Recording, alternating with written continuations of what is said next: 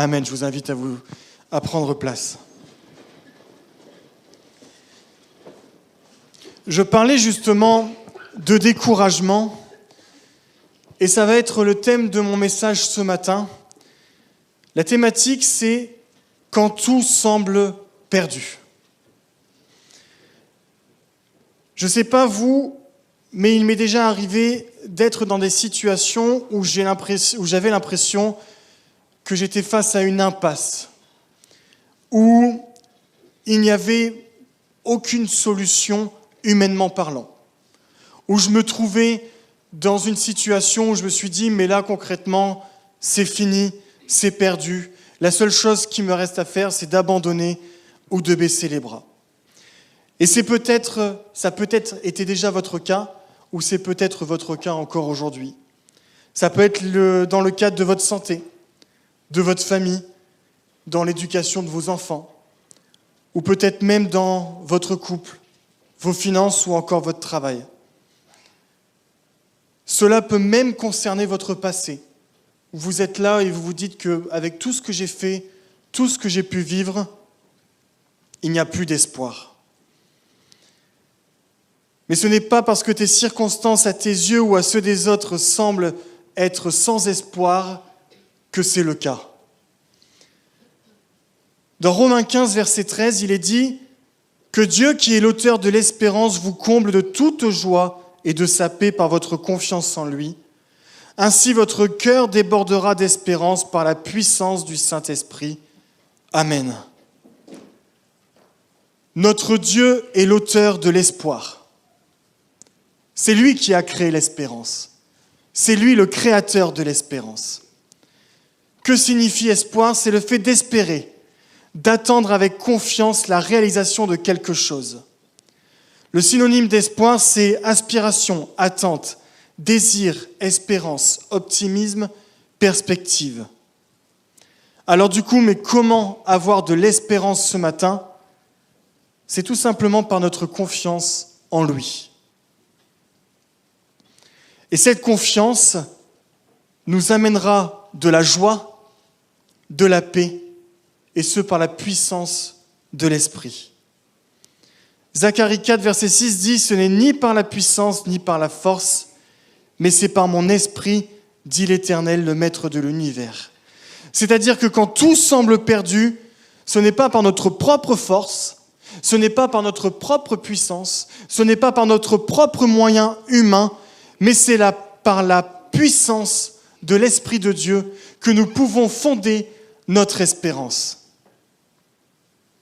Amen. Nous avons accès à la puissance de l'Esprit.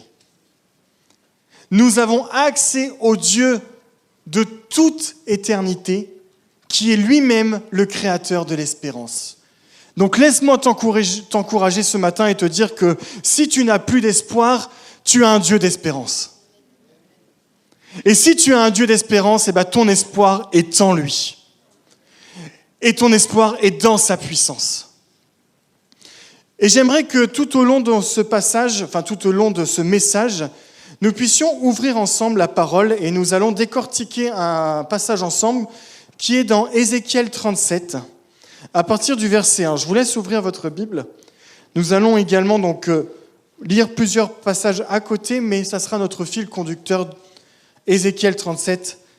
Et on va commencer à partir du verset 1 à 2. C'est l'histoire d'Ézéchiel et des ossements desséchés. Je pense qu'une majorité d'entre vous connaissez cette histoire. La main de l'Éternel reposait sur moi. Et l'Éternel m'a transporté par son esprit pour me déposer au milieu de la vallée. Celle-ci était remplie d'ossements. Il m'a fait passer près d'eux tout autour. J'ai constaté qu'ils étaient très nombreux sur le sol de la vallée et qu'ils étaient complètement secs. On va s'arrêter là et on va commenter ce passage.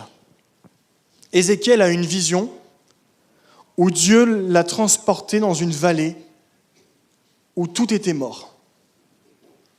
Mais pire en plus que la mort, c'est que tout était sec, tout était aride. Dans cette vallée, il n'y avait rien. il n'y avait que obscurité, ténèbres. Tout était mort et ce depuis longtemps. Et vous savez, j'ai regardé un petit peu, alors c'est un peu glauque comme recherche à faire sur Google, mais j'ai regardé à peu près le temps de décomposition d'un corps. Il faut à peu près 3 ans. 3 ans pour qu'un corps puisse passer donc de l'état de simple mort à d'ossements totalement desséchés. Cela veut dire que non seulement après la mort, il n'y a plus d'espoir, mais alors après des ossements desséchés où il y a eu la mort minimum depuis plus de 3 ans, il y a encore moins d'espoir. Je ne sais pas si vous avez déjà été visiter les catacombes de Paris, mais les ossements qu'il y a donc à l'intérieur de ces catacombes datent de plus de 1200 ans.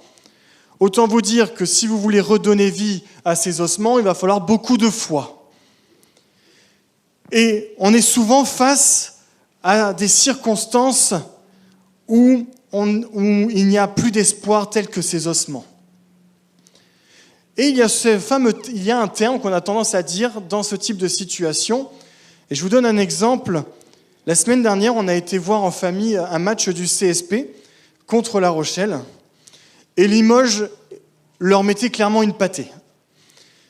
Et là, mon fils me dit quelque chose de très intéressant. Il me dit « C'est mort, papa. Ils sont claqués. » Donc déjà, j'étais un peu choqué par ce terme-là. Je me dis « Je deviens très vieux. » Mais il me dit « C'est mort. C'est foutu, papa.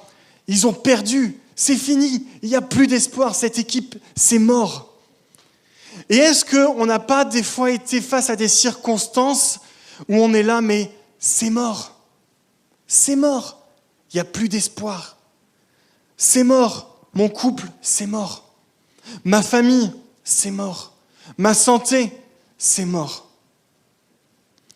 Et même si vous-même, vous ne vous dites pas ces choses-là, les personnes qui constatent autour de vous, si vous n'êtes pas très bien entouré, non mais c'est mort. C'est plié. C'est fini. Il y a quelque temps de cela, c'était en 2008, j'ai été recruté à EDF pour faire mon BTS. Et j'ai été recruté donc pour 2 ans. Et une fois que je voulais, une fois que mon BTS était passé, j'avais pour espoir d'être embauché. Et le responsable m'a dit « C'est mort, c'est mort. Ça fait 10 ans qu'on n'a pas embauché de Bac+2, donc on t'a recruté pour ton BTS, mais à la fin, tu n'auras pas de perspective d'emploi. C'est mort. » Bon, ça fait 16 ans que j'y suis maintenant, mais... Vous pouvez être très facilement découragé par les personnes qui vous entourent. Mais la question est, quelle est notre réaction face aux circonstances qui semblent mortes ? La première chose à avoir, c'est une pleine confiance en Dieu. Job 11, verset 18 dit « Tu reprendras confiance parce qu'il y aura de l'espoir. Tu regarderas autour de toi et tu te coucheras en sécurité. » Nous avons un Dieu d'espérance qui nous donne espoir, et parce qu'il nous donne espoir, nous pouvons avoir confiance en lui. Et peu importe ce qui se passera autour de nous, il est dit, tu te coucheras en sécurité. Car ta confiance ne dépend pas de toi, ni de tes circonstances, mais elle dépend de Dieu. Si tu as pleinement confiance en Dieu, alors tu te coucheras en sécurité. Même si les circonstances te démontrent le contraire. Continuons notre lecture dans Ézéchiel. Ézéchiel 37, verset 2 dit « Il m'a dit, fils de l'homme, ces os pourront-ils revivre ? J'ai répondu, Seigneur éternel, c'est toi qui le sais. » Je trouve la réponse d'Ézéchiel intéressante. Dieu lui pose une question à laquelle il a déjà la réponse. Et c'est souvent ce que Dieu fait. Il pose des questions à laquelle il a déjà la réponse pour savoir comment nous, on va répondre par rapport à ça. Et je pense que Dieu voulait savoir ce que Ézéchiel avait au fond de son cœur. Et il aurait pu avoir une première réaction qui est ça semble difficile quand même. On est face à des ossements desséchés, donc ça veut dire qu'il n'y a plus de peau, Il n'y a plus de cheveux, il n'y a plus d'organes, il n'y a plus rien. Donc à la rigueur, ressusciter un Lazare qui est mort depuis 3 jours où il commence à puer, ça peut le faire. Mais des ossements desséchés, ça me semble compliqué. Ça, c'est la réaction humaine. On peut, en effet, face aux circonstances, dire non, c'est fichu. C'est fichu. Il n'y a pas, en effet, cette possibilité-là. Mais Ézéchiel lui a répondu, toi tu le sais. C'est-à-dire que la réponse d'Ézéchiel ne dépendait pas de lui, mais elle dépendait de la puissance et de la souveraineté de Dieu. C'est-à-dire que Ézéchiel a décidé de mettre Dieu à sa place. Je ne contrôle pas les choses, toi tu les contrôles.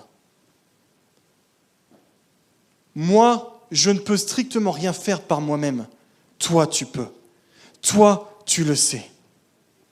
Et il est important, lorsque nous sommes face à des situations désespérées, que nous puissions mettre Dieu à sa place de créateur de l'univers, d'alpha et d'oméga, qui connaît toutes choses. Et le fait de pouvoir regarder sa pleine puissance nous permet de nous détourner de nos propres circonstances. Seigneur, je ne sais pas comment je vais sortir de cette situation, mais toi, tu sais. Je ne sais pas quelle va être l'issue de cela, mais toi tu sais. Et parce que toi tu sais, je décide de mettre ma foi sur ce que tu sais, au nom de Jésus. Amen.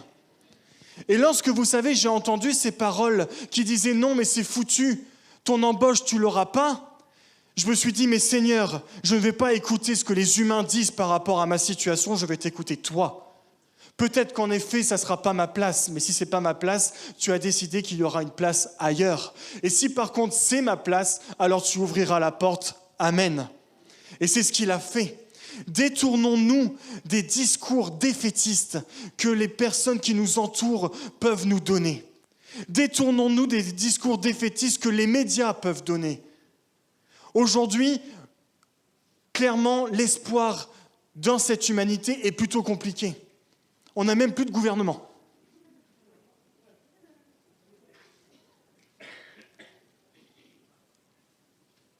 C'est compliqué aujourd'hui de mettre un espoir dans quelque chose d'humain.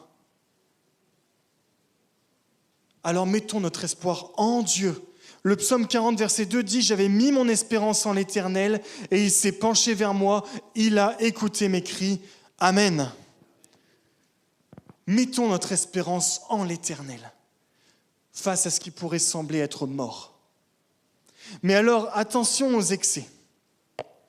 C'est-à-dire que là où encore la réponse d'Ézéchiel est intéressante, c'est que au lieu de répondre « Toi tu sais, Seigneur », il aurait pu répondre « Oui, ils peuvent revivre. Au nom de Jésus, je déclare que ça va revivre. » Et combien de fois on a des fois des proclamations ou des autoproclamations face à des situations où on ne cherche même pas la volonté de Dieu et on pense que la parole de Dieu ou le « au nom de Jésus » est une formule magique. Je déclare au nom de Jésus. Je déclare au nom de Jésus. Mais est-ce que tu as cherché la volonté de Dieu avant de déclarer le nom de Jésus? Le « au nom de Jésus », ce n'est pas une formule magique. C'est le Seigneur m'a parlé, il m'a donné autorité et c'est en son nom que je déclare qu'il va agir, parce qu'il m'a indiqué qu'il allait agir. La semaine dernière, j'ai un collègue, il sait que je suis chrétien et je pense qu'il voulait indirectement un peu se moquer de moi, que le Seigneur le bénisse. Il m'a montré une publication d'une vidéo faite par une intelligence artificielle où il y avait Marie, parce qu'il n'a pas compris la différence entre catholique et évangélique, il faudra que je lui explique, où il y avait Marie qui tenait un petit bébé qui était Jésus du coup, et qui disait « Si tu tapes « Amen » à cette vidéo, tu auras des bénédictions en 2025 ». Ça ne m'a pas fait rire. Et ça m'a même choqué. Ça veut dire qu'en fait, certains chrétiens utilisent la parole comme une forme de superstition, évangélique ou catholique ou qu'importe, où si tu fais ci, tu seras béni, si tu fais ça, tu seras béni, si tu tapes Amen, etc. et tout, alors qu'il n'y a même plus cette crainte de Dieu, où je vais aller chercher ce qu'il veut vraiment pour ma vie, ce que lui il sait, en me laissant guider pour savoir comment sortir de cette situation. Et vous savez, Jésus lui-même n'accomplissait rien sans connaître la volonté de Dieu. Jean 5, verset 30 dit « Je ne peux rien faire de moi-même. Je juge d'après ce que j'entends, et mon jugement est juste parce que je ne cherche pas à faire ma volonté, mais celle du Père qui m'a envoyé. » Jésus n'utilisait pas la puissance à sa guise, n'utilisait pas son appel comme il le souhaitait. Les guérisons étaient inspirées par la volonté de Dieu. Les miracles qu'il faisait étaient inspirés par la volonté de Dieu. Et je pense que nous devons, avant toute chose, face à des situations qui nous semblent impossibles, chercher la volonté de Dieu. Si on continue dans Ézéchiel 37, on est au verset 4. Vous êtes toujours avec moi, ça va ? Ok, super. J'avais peur que vous vous endormissiez. Endormiez, enfin bref. Puis il m'a dit, prophétise sur ces eaux. Tu leur annonceras, ossements desséchés, écoutez la parole de l'Éternel. Écoutez la parole de l'Éternel. C'est la parole. C'est sur cette base-là que les miracles peuvent être accomplis. Pourquoi ? Jean 1, versets 1 à 4. Au commencement, la parole existait déjà. La parole était avec Dieu et la parole était Dieu. Elle était au commencement avec Dieu. Tout a été fait par elle et rien de ce qui n'a été fait sans elle. En elle, il y avait la vie et cette vie était la lumière des êtres humains. Amen. C'est-à-dire que Ézéchiel devait prononcer la parole de Dieu et c'est en prononçant la parole de Dieu qu'il pouvait y avoir la vie. Et c'est ce que nous dit ce passage. En effet, en elle, il y avait la vie. Et c'est la parole de Dieu qui peut redonner vie à ta situation. C'est la parole de Dieu qui peut donner vie aux impasses et à tout ce qui semble mort. Ne cherchez pas des solutions par vous-même, cherchez une parole. Cherchez de tout votre cœur une parole qui pourra vous guider face aux situations dans lesquelles vous êtes. Pourquoi ? Parce que le psaume 119, verset 105 dit « Ta parole est une lampe à mes pieds et une lumière sur mon sentier. » Ça veut dire quoi ? Ézéchiel était au milieu de la vallée. Le milieu de la vallée, c'est une partie qui est très sombre en hiver. Il y a très peu d'ensoleillement. Peut-être qu'aujourd'hui, tu te trouves au creux de cette vallée-là, où tout semble sombre. Il y a très peu de lumière et très peu d'espoir. Mais sa parole est une lampe à tes pieds et une lumière sur ton sentier. C'est la parole qui va pouvoir éclairer la période dans laquelle tu es, qui te semble si sombre. Je vous donne un exemple. J'ai appelé mes parents cette semaine quand j'ai préparé ma prédication, parce qu'ils ont vécu quelque chose pendant laquelle je n'y étais pas encore. La grossesse de ma mère quand j'étais dans son ventre. Donc j'étais indirectement là, mais je ne m'en rappelle plus. Lorsque ma mère était enceinte de moi, un soir, mon père était à une réunion de prière. Et durant cette réunion, il y a une parole qui lui vient dans son cœur et qui lui dit « C'est dans le calme et la confiance que sera ta force. » Je ne sais pas si ça vous est déjà arrivé, mais des fois, il y a des paroles qui résonnent.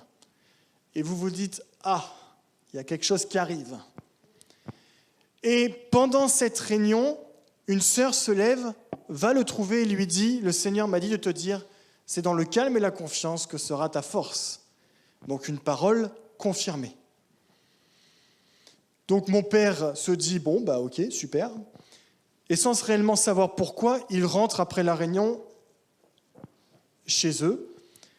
Et à peine rentré, ma mère sort des toilettes en sang, enceinte de 7 mois et 1 semaine, 2 mois. Et donc mon père appelle le médecin en lui expliquant la situation, et mon père lui dit, le médecin lui dit, là votre femme est en train d'accoucher. 7 mois et 1 semaine. Et là, vous êtes obligé à un moment de dire, c'est dans le calme et la confiance que sera ta force, c'est dans le calme et la confiance que sera ta force. Mon père donc amène ma mère à l'hôpital, et là, le travail commence, et je me retrouve en train de naître à 1,9 kg et des poumons qui ne sont pas totalement formés. Les médecins, étant très pessimistes par rapport à ma survie, ont décidé donc de m'envoyer dans un autre hôpital éloigné de ma mère. Ma mère était à Tourcoing, dans le 59, et je suis donc allé à l'hôpital de Lille. Et les médecins donc étaient très pessimistes, ils m'ont sondé, mis sous perfusion, éloigné de ma mère, et ce pendant 8 jours, puisque ma mère devait rester à l'hôpital. Et là, mon père devait faire les allers-retours entre 2 hôpitaux, entre ma mère et moi, ma mère et moi, ma mère et moi. Et les médecins ont dit qu'il fallait attendre à peu près 15 jours pour savoir si mes poumons allaient se développer et si j'allais pouvoir survivre. Et dans ces moments-là, c'est la parole que vous avez reçue sur laquelle vous pouvez baser votre foi.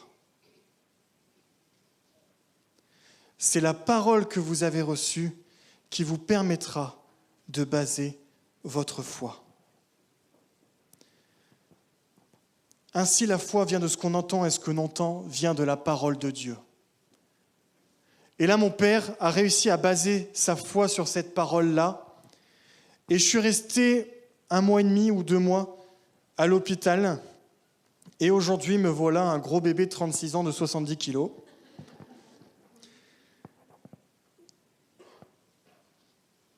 Dieu est fidèle. Et si vous êtes face à une situation où les médecins sont pessimistes, où les personnes autour de vous vous disent « mais ça semble compliqué », cherchez sa parole et fondez votre foi dessus. Amen. Si nous continuons dans Ézéchiel 37, versets 6 à 9, il est dit « Je vous donnerai des nerfs, je vous ferai pousser sur vous de la chair, je vous recouvrirai de peau, je mettrai un esprit en vous et vous vivrez. Vous reconnaîtrez alors que je suis l'Éternel. J'ai prophétisé conformément à l'ordre que j'avais reçu. Alors que je prophétisais, il y eut un bruit. Un mouvement s'est produit et les os se sont approchés les uns des autres. J'ai regardé et j'ai vu qu'il leur apparaissait des nerfs. La chair a commencé à pousser et la peau les a couverts en dernier. Mais il n'y avait pas d'esprit en eux. Il m'a dit, prophétise à l'intention de l'esprit. Prophétise, fils de l'homme. Tu annonceras à l'esprit, voici ce que le Seigneur, l'Éternel, esprit vient des 4 vents, souffle sur ces morts et qu'ils revivent. Amen. Ézéchiel a basé sa foi sur la parole de Dieu et en basant sa foi a prophétisé. Mais qui a agi ensuite ? C'est pas Ézéchiel. Ézéchiel s'est pas dit, tiens, je vais prendre un os par-ci, un os par-là, et puis je vais commencer à jouer au Lego et rassembler le corps moi-même. V'là l'humérus, v'là le cubicus, voilà, non. Non. Il n'a pas essayé de faire, une fois qu'il a entendu la parole de Dieu, d'agir par lui-même. Souvent, c'est ce que nous avons tendance à faire. Nous avons une promesse, nous avons une parole, mais elle traîne. Et donc, qu'est-ce qu'on fait ? On fait ce que j'appelle un Ismaël. C'est ce que Abraham a fait à un moment donné. La promesse a tardé à s'accomplir, et plutôt que d'attendre que l'accomplissement de Dieu se fasse, il a couché avec sa servante et a donné un fils illégitime qui était Ismaël, avec les conséquences qu'il y avait derrière. Si nous avons une parole, comptons sur l'Esprit de Dieu pour qu'elle puisse s'accomplir. Nous n'avons pas besoin de prendre la place de Dieu pour qu'elle puisse s'accomplir. Dieu est suffisamment puissant pour la faire s'accomplir lui-même. Jean 6, verset 63 dit « C'est l'esprit qui fait vivre, l'homme n'arrive à rien ». Nous devons compter sur l'Esprit de Dieu pour qu'il puisse agir dans des situations perdues. C'est l'Esprit qui agit dans les situations sans espoir. Romains 8, verset 2 dit « En effet, la loi de l'Esprit qui donne la vie en Jésus-Christ m'a libéré de la loi du péché et de la mort. » C'est la loi de l'Esprit qui redonne la vie. C'est l'Esprit de Dieu qui redonne vie à nos situations désespérées. Le Saint-Esprit, c'est le consolateur envoyé par Christ pour convaincre de péché, de jugement et de justice. Et nous sommes le temple du Saint-Esprit. Amen. Vous le croyez ? Ça veut dire quoi ? Ça veut dire que l'Esprit de Dieu habite en nous. Mais souvent, l'Esprit de Dieu qui habite en nous est silencieux. Pourquoi ? Parce que nous ne décidons pas de le laisser agir dans nos situations. Nous estimons que nous sommes plus capables que lui. Mais si Ézéchiel avait essayé de redonner vie à ces ossements desséchés par lui-même, sans compter sur le souffle de l'Esprit de Dieu, alors permettez-moi de vous dire que ces ossements seraient encore des ossements. Et je pense que nous devons, dans les situations qui semblent mortes, difficiles, impossibles, dans des impasses, nous laisser guider par l'Esprit de Dieu. Le laisser agir. Nous laisser conduire par son Esprit. Parce que c'est dans ce sens-là que Jésus nous a envoyé son Esprit. J'ai un autre exemple, c'était un témoignage que Antonio nous a donné il y a quelque temps.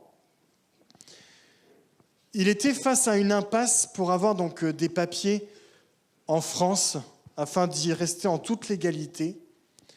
Et je pense que vous savez à quel point l'administration française, c'est compliqué. Et quand des fois on est face à des situations mortes, l'administration française en est un bon exemple. Et Josépha s'en est remis à Dieu.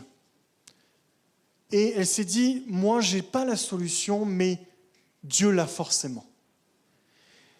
Et en ayant décidé de compter sur l'Esprit de Dieu face à sa situation, elle a fait un rêve qui lui donna toutes les étapes à avoir afin que la situation puisse se décanter. Et bien vous savez quoi ? En respectant toutes ces étapes, ils ont eu leur papier. Comptez sur l'Esprit de Dieu. Faisons taire nos pensées. Faisons taire nos envies d'agir par nous-mêmes. Et laissons l'Esprit parler. Parfois, il est trop silencieux dans nos vies. Ésaïe 11, verset 2 dit « L'Esprit de l'Éternel reposera sur lui. Esprit de sagesse et de discernement. Esprit de conseil et de puissance. Esprit de connaissance et de crainte de l'Éternel. Amen. » C'est cet esprit qui a reposé sur Jésus, qui repose encore sur lui, mais nous avons ce même esprit qui habite en nous. Amen.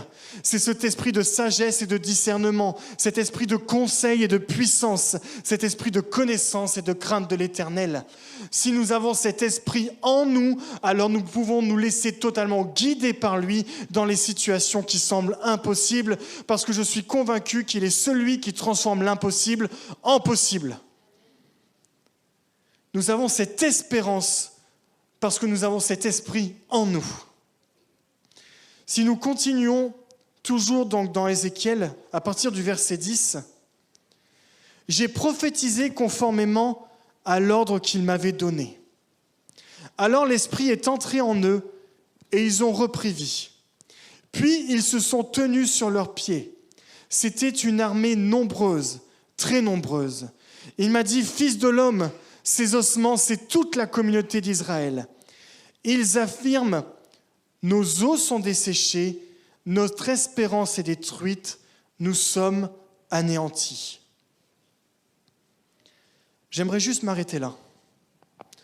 Nos os sont desséchés, notre espérance est détruite, nous sommes anéantis. Est-ce que ce n'est pas des fois une parole qui traverse notre esprit face à des situations qui semblent impossibles? Et peut-être que ce matin, tu es dans cette situation-là, où tu te dis, mon espérance est détruite. Je suis anéanti. Je n'ai plus d'espoir. Et la suite dit, c'est pourquoi prophétise, tu leur annonceras, voici ce que dit le Seigneur l'Éternel, je vais ouvrir vos tombes et je vous en ferai sortir. Amen. Dieu donne une promesse face à la situation qui semble morte. Je vais rendre ce qui est mort vivant. Vous qui êtes mon peuple, je vous ramènerai sur le territoire d'Israël et vous reconnaîtrez que je suis l'Éternel. Les situations mortes qui finissent par être vivantes sont des situations qui rendent témoignage de la gloire de Dieu. Vous reconnaîtrez que je suis l'Éternel. Lorsque j'ouvrirai vos tombes et vous en ferai sortir, vous qui êtes mon peuple, je mettrai mon esprit en vous. Vous vivrez et je vous donnerai du repos sur votre territoire. Vous reconnaîtrez alors que moi, l'Éternel, j'ai parlé et agi, déclare l'Éternel. Amen. C'est un message qui s'adresse à Israël, mais je pense que c'est aussi un message qui s'adresse à l'Église d'aujourd'hui. Dieu peut encore ouvrir les tombes et nous en faire sortir. Dieu peut encore et veut encore transformer ce qui est mort en quelque chose de vivant. Dieu veut manifester sa gloire au travers de ta situation. Amen. Vous êtes là? C'est une promesse sur laquelle nous pouvons compter dans les moments les plus compliqués de nos vies. Et quand il fera cela, alors tu reconnaîtras qu'il est l'Éternel. Et toutes les personnes qui t'entourent, toutes les personnes qui pouvaient constater que la situation dans laquelle tu étais semblait morte, verront que tu as un Dieu vivant qui agit dans ta vie. Que tu as un Dieu qui ressuscite ce qui est mort. Aujourd'hui, le Seigneur t'appelle à lui faire confiance, à chercher sa parole et à fonder ta foi sur lui. Tu es peut-être désespéré face à tes enfants qui ne connaissent pas le Seigneur. Tu es peut-être désespéré face à ton conjoint ou ta compagne, ton mari ou ta femme qui ne connaît pas le Seigneur. Tu es peut-être désespéré parce que tu es dans une situation où tout semble bloqué. Mais Dieu ramène ce qui est mort à la vie. Lorsque Dieu t'aura mis une parole dans ton cœur, prophétise que cette parole va s'accomplir. Mais ne cherche pas à faire en sorte que cette parole s'accomplisse par toi-même, mais qu'elle s'accomplisse par l'Esprit de Dieu. Et attention, quand je dis prophétise, ne fais pas d'autoproclamation, d'autoconviction comme on peut l'entendre dans certaines églises. Je déclare que je serai riche. Je déclare que je serai gagnant au loto. Je déclare et je prophétise que je vais conduire une Porsche. Moi, je suis toujours dans un Tourane, ça n'a pas changé. Je proclame plutôt que Dieu est avec moi en toutes circonstances. Je proclame que la volonté de Dieu s'accomplisse dans ma vie. Je proclame que la gloire de Dieu va se révéler au travers de la passe par laquelle je suis en train de vivre. Amen. Voilà ce que tu peux prophétiser. J'aimerais qu'on puisse ouvrir Acte 16 à partir du verset 26. Et ça sera le dernier passage, je vous le promets.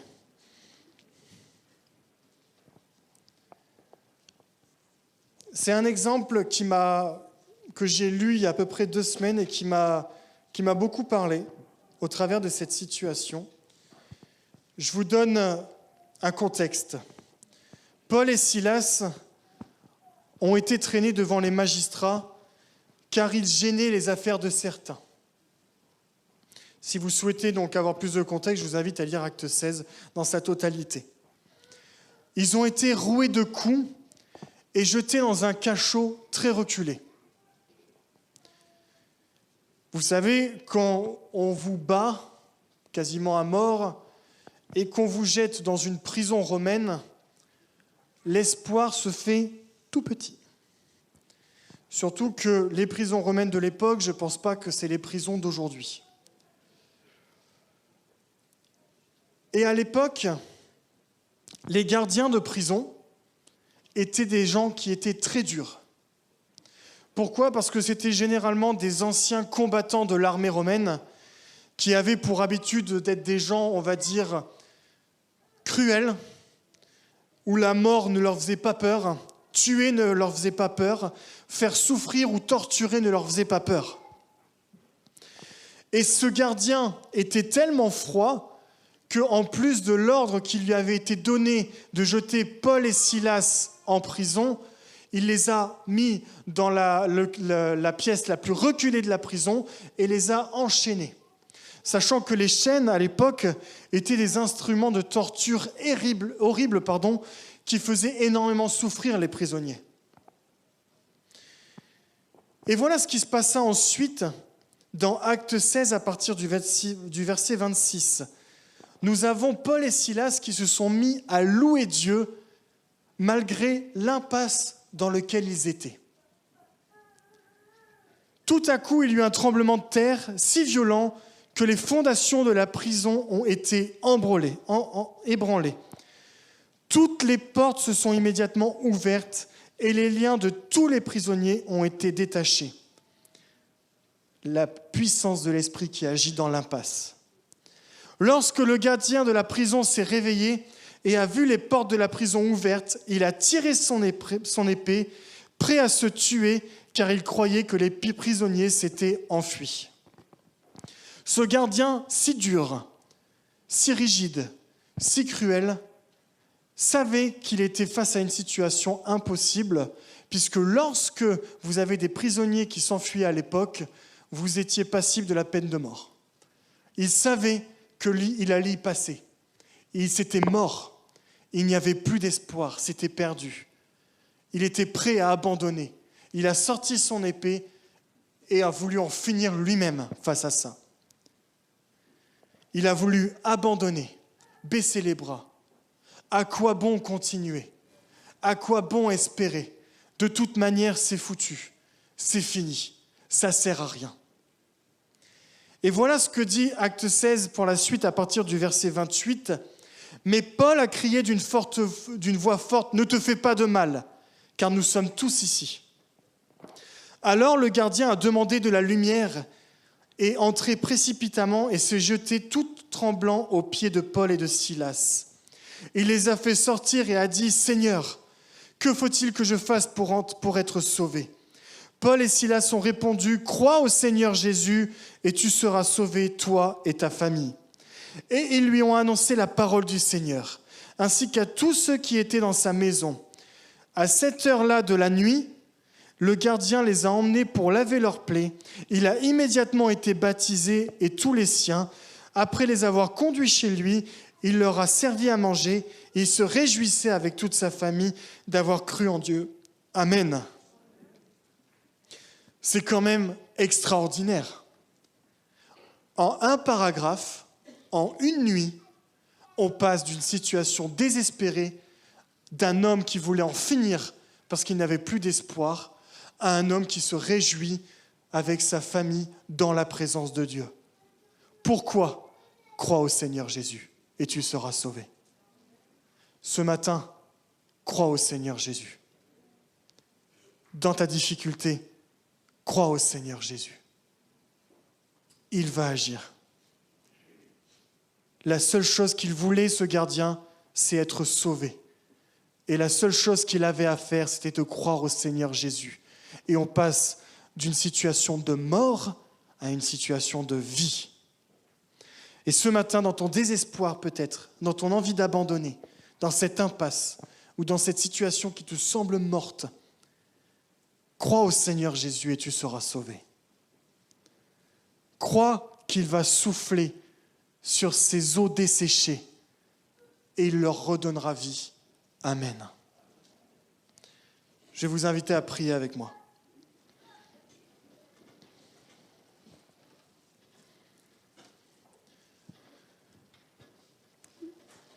Seigneur, nous voulons te dire tout simplement merci. Merci parce que dans un monde où l'espoir se fait de plus en plus petit, l'espoir que nous avons en toi peut être de plus en plus grand. Merci Seigneur parce que là où tout semble perdu, nous pouvons nous accrocher à toi. Tu es celui qui redonne la vie à ce qui est mort. Et Seigneur, tu connais chacune des situations ce matin. Tu connais les cœurs. Tu connais les découragements. Tu connais les envies d'abandonner, les envies de baisser les bras. Et toutes ces émotions, je les remets entre tes mains. Et je te prie, Seigneur, d'éclairer par ta parole cette vallée sombre dans laquelle nous pouvons parfois nous trouver. Je veux te dire merci parce que tu nous donnes cette parole. Et c'est sur cette parole que nous pouvons baser notre foi. Tu nous donnes ton Saint-Esprit. Et c'est par ce Saint-Esprit que nous pouvons être guidés vers la lumière. Tu nous redonnes la vie. Là où nous étions condamnés à la mort, ta mort et ta résurrection nous a redonné la vie. Seigneur, ce matin, je veux te prier pour mes frères et sœurs qui se trouvent dans cette situation-là, où ils ont l'impression que tout semble perdu.